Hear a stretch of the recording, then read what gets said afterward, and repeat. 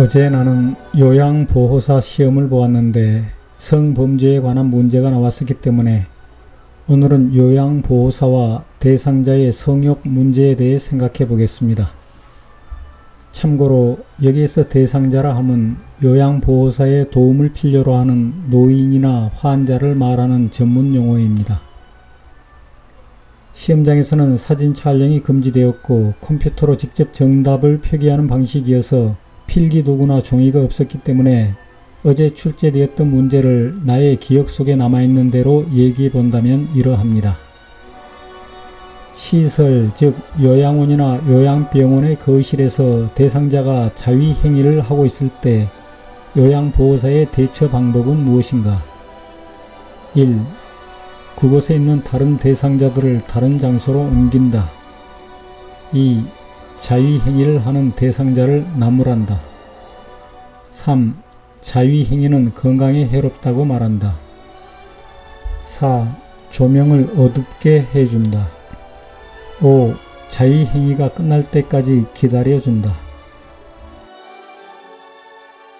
나는 요양보호사 교육을 받는 동안에도 대상자들의 성적 욕구에 대한 강사들의 말에 공감하지 못한 부분들이 들어 있었는데 특히 대상자들이 저지르는 성희롱이나 강제추행에 대해서는 관대한 반면 성희롱이나 강제추행을 당하는 요양보호사들은 적극적인 보호를 받지 못하고 있다는 느낌을 받았더랬습니다.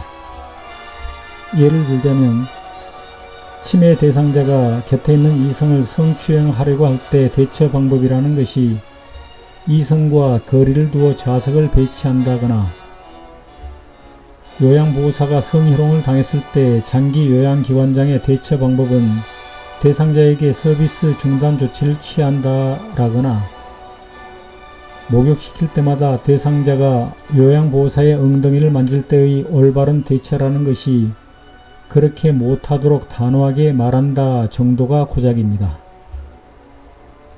대상자들의 성범죄에 대해 이렇듯 소극적인 대처와 조치는 대상자들의 성적 욕구 충족 행위를 부추길 수 있고 힘든 일을 하면서도 최저임금밖에 못 받는 요양보호사의 인간적 존엄성마저 훼손시킬 우려가 크기 때문에 그러한 범죄 행위에 대해서는 즉각적으로 법적 조치를 취해야 한다고 나는 생각합니다. 그래서 대상자가 치매 환자라 하더라도 공개된 장소에서의 자위행위는 요양보호사뿐 아니라 그 장소에 있는 다른 대상자들에게 성적 수치심이나 혐오감을 일으키는 성범죄에 해당하기 때문에 그 문제의 정답은 즉시 시설장과 경찰에 신고한다가 되어야 할 터이지만 실망스럽게도 오지선다에는 없었습니다.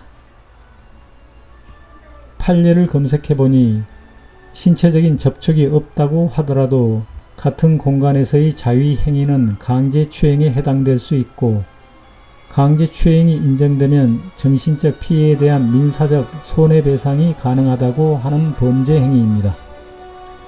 그리고 성적 수치심이나 혐오감을 일으키는 것은 피해자에게 단순한 부끄러움이나 불쾌감을 넘어 인격적 존재로서의 수치심이나 모욕감을 느끼게 하거나 싫어하고 미워하는 감정을 느끼게 하는 것으로서 사회 평균인의 성적 도의 관념에 반하는 것을 의미한다고 합니다. 요양보호사의 역할은 대상자의 일상생활과 개인 활동을 돕는 것입니다. 하지만 대상자의 지극히 은밀한 성생활이나 성적 욕구를 해결해 주거나 도와주는 것은 결코 아니라고 나는 생각합니다. 그러한 영역은 그 분야의 전문적인 공부를 하여 자격증을 소유한 성의학 전문가 또는 의사가 취급해야 합니다. 하지만 의사의 수가 절대적으로 부족한 우리나라의 현실 속에서 그것이 불가능하다면 그 영역에 관심 있는 요양보호사들을 단기 코스로 성의학 전문가 자격증을 취득하게 하여 그러한 대상자들을 도우면 될 것입니다. 물론 그러한 특수 요양보호사들은 급여와 대우가 의사들과 비슷한 수준이 되어야 할 것입니다. 마지막으로 내가 소문으로 들었던 요양보호사 기출문제입니다.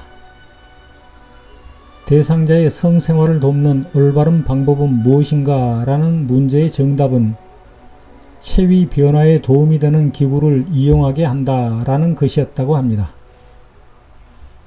이따위 문제를 낸 출제위원이 누구인지 몰라도 참으로 어이가 없고 몰상식한 인간이라고 생각합니다. 다시 강조하건대 요양보호사는 대상자의 은밀한 개인 성생활까지 도와주는 직업이 아닙니다. 그러므로 대상자들의 성범죄에 대해서 요양보호사들은 관용을 베풀지 말고 즉시 법적 조치를 취해야 한다고 나는 생각합니다. 요양보호사는 결코 성도우미가 아닙니다. 감사합니다.